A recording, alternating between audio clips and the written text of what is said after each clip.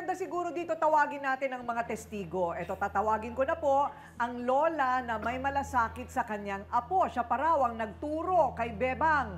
Paano magsipilyo? Lola Aida, humarap ka na!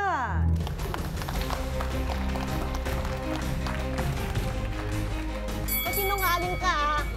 Sabi mo wala kang utang. Anong utang ko sa'yo? Ikaw naglaba, ikaw naglaba. Sabi mo wala kang babayaran kita.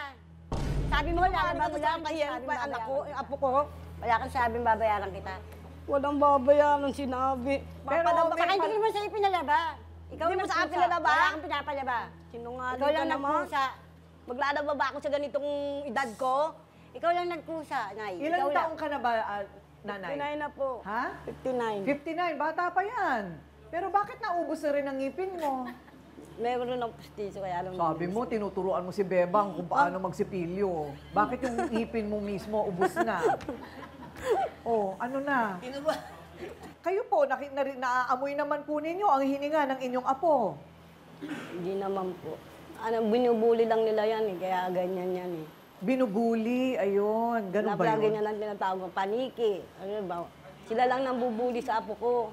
Kinausap ko na sila na maayos para lang hindi sila paulit-ulit ng ginagawa sa kanya. Kaya hindi na lumalabas ng bahay. So may epekto rin sa'yo yung yung pambubuli na yon. Ano pa ba ang mga naririnig mong sinasabi tungkol sa'yo? Opo, lagi po kasi nila kung sinasabihan kaya po, minsan di na po ako talaga lumalabas, gawa po ng, hindi po nila ako sabihan na mabaho nga, sabihin po nila, ayan ay paniki, manananggal. Lagi po nila sinasabi yun. Kaya po kung minsan nahiya na lang po ako lumabas. Bakit ka naiiyak? Siyempre po, sa dami po ng tao na nakakarinig. Okay. Pero yung pambubuli, Attorney Karen, nalaman ko kanina at ito nga pinagtatakahan ko, yung merong batas laban sa pambubuli, di ba? Pero para lang sa mga high school, edad high school ito, bakit?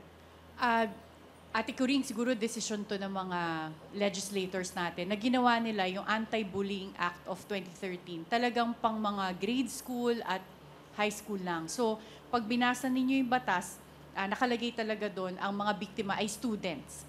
So, pagkukulang siya, pero yung ginagawa naman na halimbawa ay tinatawag si Bebang ng mga ibang pangalan na nakakasira katulad ng panike, or manananggal, at kung sinasabi rin na mabaong ang kanyang hininga, ito yung mga nakakasira din sa kanyang reputasyon. At maaari itong maitawag na oral defamation or slander na meron ding kaparusahan sa ating batas. Ayun. So, meron ka naman din pwedeng palang gawin, pero bakit pa aabot doon? Gagastos ka pa, di ba? Kasi para sa akin, kung may makakapagpatsi sa inyo, kapwa rin ninyong kaibigan. Tingnan natin kasi kung merong kakampi si Bebang, si Lola Aida, may kakampi din si Lenlen. Para sabihin na totoo, mabaho ang kanyang hininga. Manikuristang nakaamoy daw ng totoong issue sa pagitan ni Bebang at Lenlen. Eto na, Lizelle, humarap ka na! Wala kayo, ha? Wala kayo sinasabi! Totoo ko ba? Hindi ko!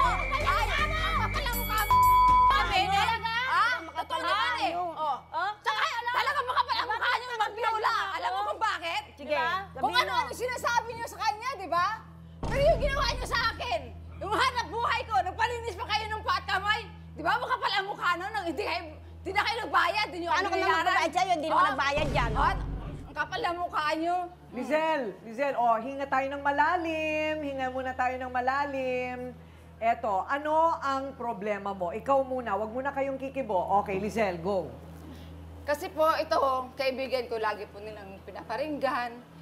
Lagi nilang binubuli. Kasi daw, pagdating daw sa inuman, kahit walang ambag, inom lang daw ng inom, tagay ng tagay. Oh. Ginagawa nilang chismis. Okay. Pero at nakarating sa'yo, Ayun po, nakarating sa akin. Ay, bakit po nung pinuntahan po nila ako sa bahay para magpalinis sila ng kuko, dalawa pa sila. Hindi po nila ako binayaran. May ganon. Diba? So, Di ba kapal nga ang mukha yung dalawang maglula? Ay, mas makapal ang mukha niyan. Pareho kayo. Okay. Ano? Kami, Ha? nagpalinis ang kami. Sinelas ko nga, hindi mo binalik. Sa kanyang sinila. Ayun Diba? yung binalik ko. Anong gusto mo?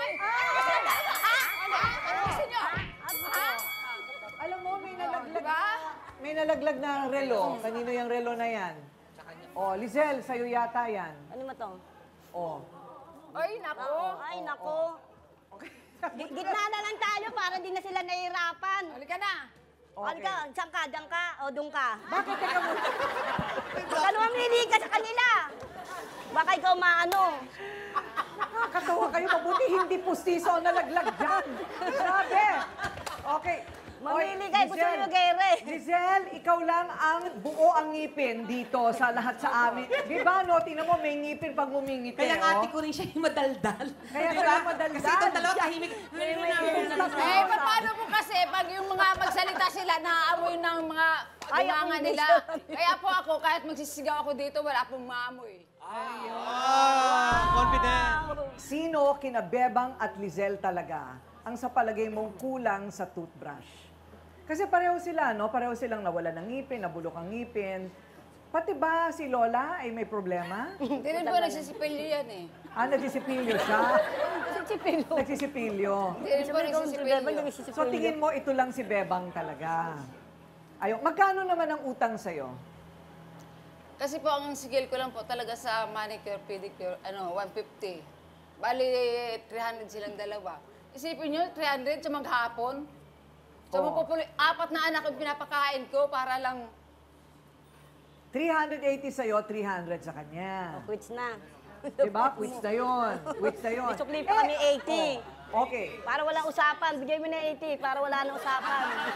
Ano? 380, 300 utang daw namin. No? Bigay mo yung 80 para tapos na usapan. Magbati na kayo. pakiulit. Kami nadadamay kami sa inyo Pakiulit eh. na sinabi nyo. Ah, galing mag-mathematics! Wala mo lang mukha nyo. Hindi, magulo eh kami.